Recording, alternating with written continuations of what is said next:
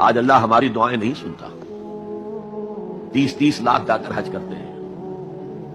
دنیا کے حالات میں کوئی ذرہ برابر فرق آتا ہے؟ اول تو حرام کی کمائی سے حج ہو رہا ہے، تو حج ہے ہی نہیں سرے سے. جو کچھ کرتے گئے تھے سودی کاروبار وہی آ کر دوبارہ شروع کر دیا. سرکاری ملازم میں تو جو رشوت پہلے لے رہے تھے اس کے بعد آ کر شروع کر دیا. یہ کیا ہے؟ یہ تکذیب بالعمل ہے، جھٹلانا ہے. تم نے اپنا نصیب یہ بنا لیا ہے کہ تم قرآن کو جھٹلا رہے ہو، جیسے کہ انہوں نے جھٹلایا تھا. مثل الذین حملوا التوراۃ ثم لم یحملوها کمثل الحمار یحمل اسفارا. ان کی مثال ان گدھوں کی سی ہے جن پر کتابوں کا بوجھ لاد دیا گیا.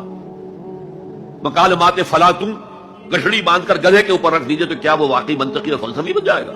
یہ مثال اللہ دے رہا ہے. اور یہ مثال کیوں دی گئی ہے؟ اس آئینے میں ہمیں ہماری تصویر دکھائی گئی ہے. تم اگر قرآن کا حق ادا نہیں کر رہے تو تمہاری مثال وہی ہے جو یہود کی تھی.